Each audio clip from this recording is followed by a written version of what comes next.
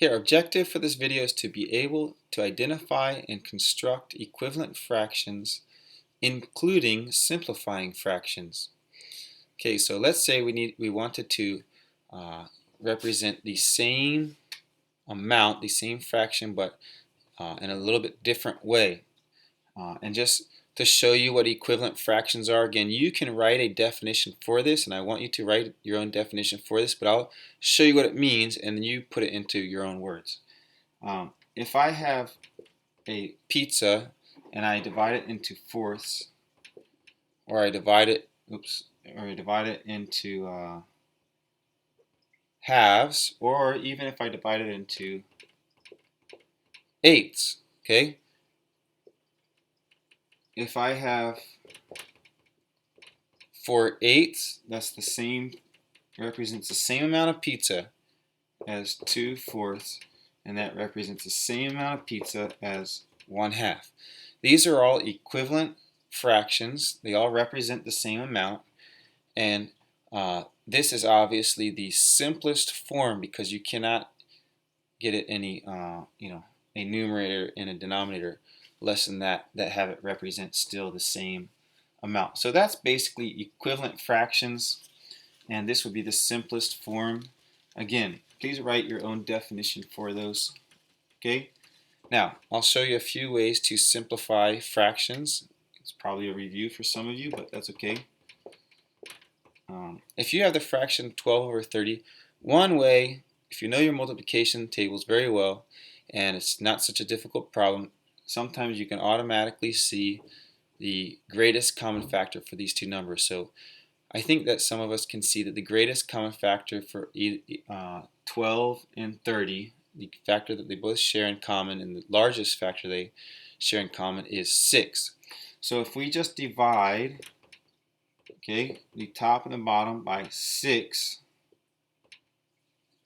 divide the top by 6, divide the bottom by 6, okay, I want to notice that we're basically dividing this by 6/6, which is 1. Okay, so that's why it's not changing the amount, it's just writing this in a different way.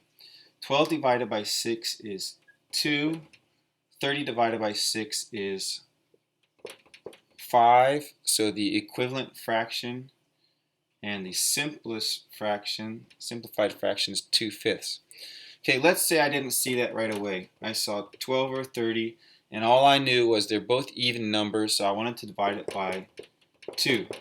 Okay, and I get 6/15. Okay, now this, and this, those are equivalent fractions. They represent the same amount, but this is not simplified. So you always want to double check your answer to see if it's the lowest it can go. Is there another factor that 6 shares with 15? And there is. It's 3. So now I can do another step of dividing the top and the bottom by 3 and then arrive at the same final answer of 2/5.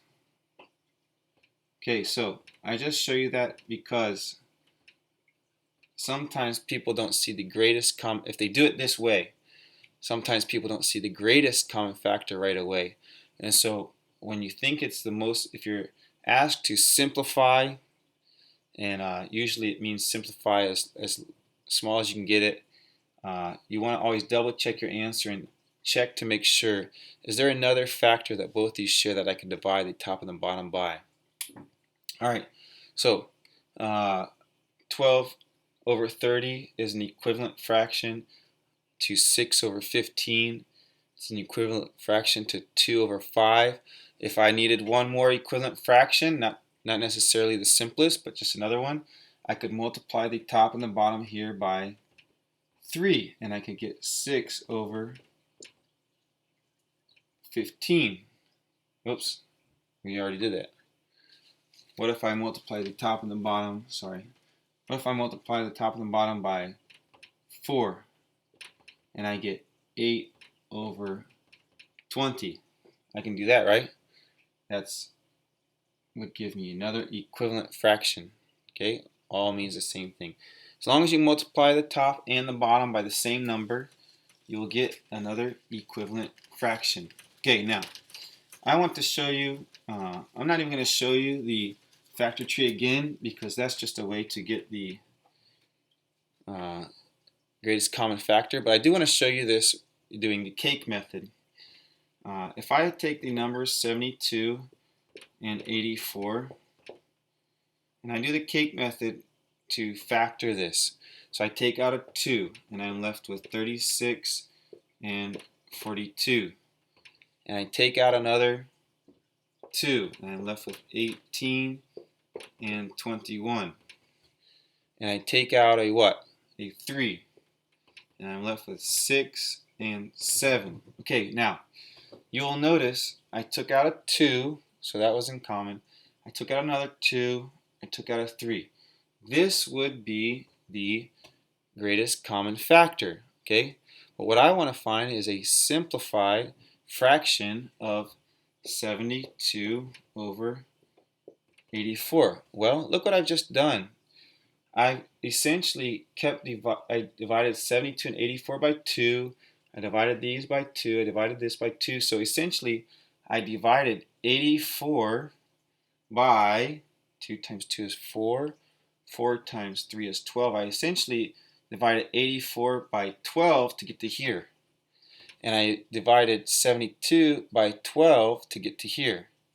So I've already done the work over here of dividing by the greatest common factor, and the most simplified fraction that's equal to 72 over 84 is just, look, 6 over 7. If this helps you kind of keep track of those, that's another way to do that. And look what else I've shown.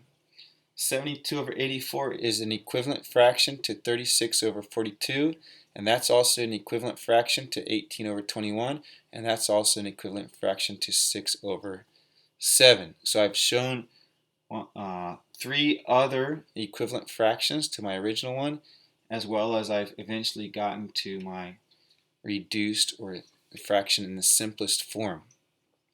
So I like that method, I think, pretty well. Okay. Let's do one more. Let's do 64 and 96. Oops, I'm going to write it down here. Let's do 64 over 96, okay? Now, what's a common factor of 64 and 96? Well, they're both even. It's always the easiest thing to do for me. 32 and 96, that's going to be 48, okay? Now, let's take out and now, let me just show you a trick here.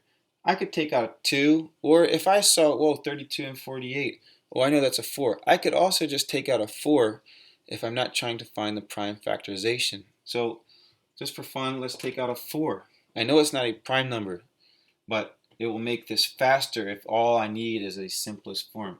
Here's an 8, and 48 divided by 4 is 12. Now, what do I see here? Oh, I see another 4. 2 and 3. Okay, so essentially I've taken out 2 times 4 is 8 times 4 is 32. I've divided 64 and 96 by 32, and I'm left with a fraction, a simplified fraction of 2/3.